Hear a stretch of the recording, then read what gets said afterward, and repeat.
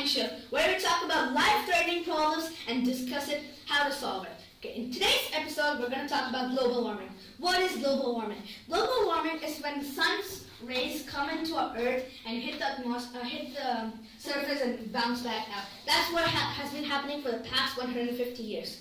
But when we use carbon dioxide, it makes a layer and which blocks the sun rays to go out. This is called global warming, and in the last 20 years it has been growing exponentially. If it continues to the next 20 years, this will become a huge problem, and we have to wear astronaut suits to go to school or anywhere out of our house. Now, my friend will come and explain more about what global warming is. Okay, so I will be talking about 4 main points about carbon dioxide. Why is carbon dioxide important?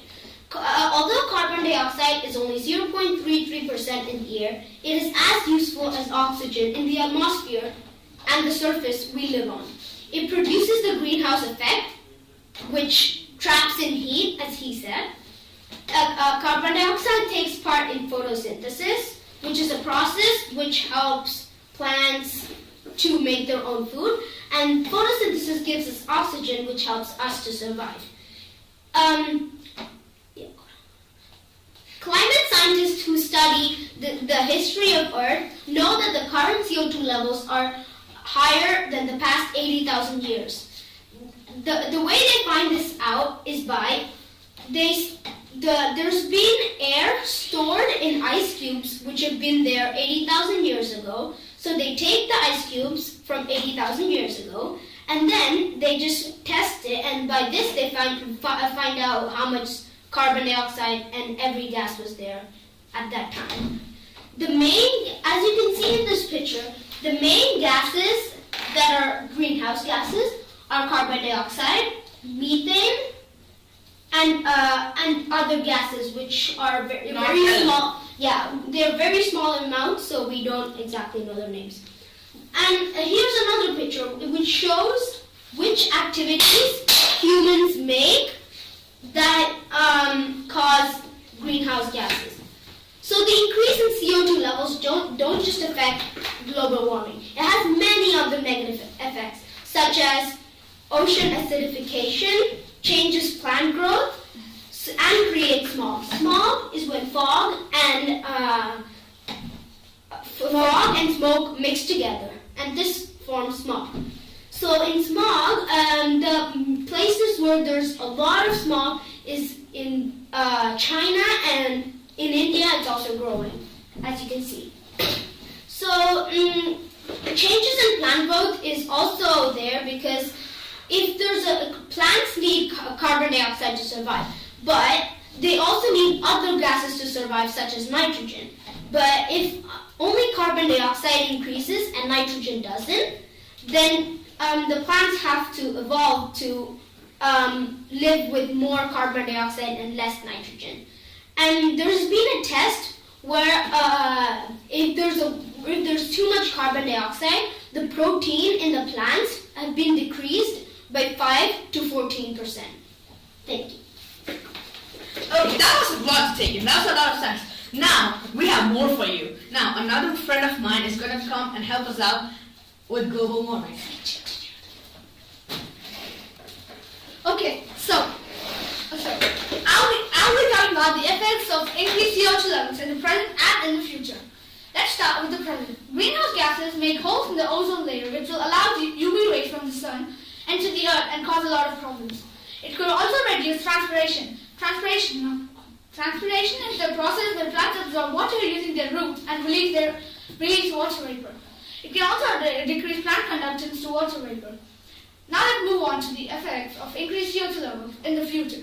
The ozone layer will be erased, and a lot of diseases caused by the sun will be floating around in the earth and affecting people, causes death. There will be barely any transpiration, and which will result in barely any rainfall because the process is being reduced. There'll be drought because of no rain, and it will result in people dying because of not enough water for people to survive. There will be barely any way that plants can conduct water vapor because for plants to create water vapor, they need water. And to create water, they need water vapor. That is science, bro. It's a cycle which will totally be damaged. Thank you for coming on our show.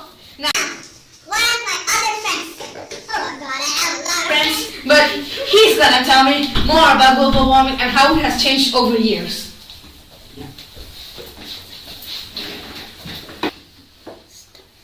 So I'm going to talk about How The- global warming has changed over years. Yeah, exactly. So the global warming has neither stopped or not neither slowed in the past decades. According to the draft analysis of temperature data by NASA, this is a table for global temperature. As you guys can see, so this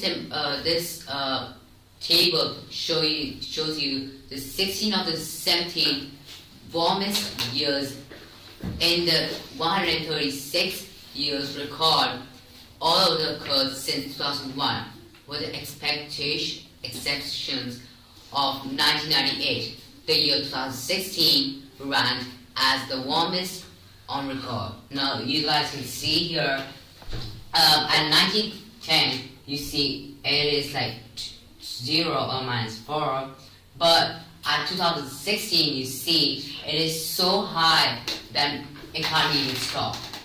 So yeah, that's how I want to talk about the global temperature. Now I really like to come in this show. So thank you so much. Bye. As you can see, this is a huge problem to our environment. And so, if you didn't understand the other stuff, just this is the important part. How we can stop global warming. So, there are many ways to stop global warming, but one of the easiest ways to do carpool with people, travel in public transport, because that leaves out less carbon dioxide in our atmosphere. But the best transportation is biking. Biking does not only improve your health, but also doesn't let out any CO2 in the air. Another way is plant trees. Plant oak trees, Douglas fir, bald cypress, common horse, chestnut, black walnut, London plane, and American sweetgum. These are the trees which can consume the CO2 the best. But not all trees do it, but these can do it the best. So scientists have been looking at a long-term solution for this, but this is one of the easiest ways to do for normal single people. There's also a period with era which is changing called reforestation. You know deforestation, when forests are getting damaged, which are getting cut down or fire. But reforestation is when you plant a whole nother forest. This is happening, and try to use renewable energy for your house because it saves a lot of energy. Solar power is one of the best. It's quite costly than our normal, but when you look at the long-term run for like 10 years, it helps out a lot. So I hope you enjoyed this show. We'll come back with the next episode, and thank you for watching.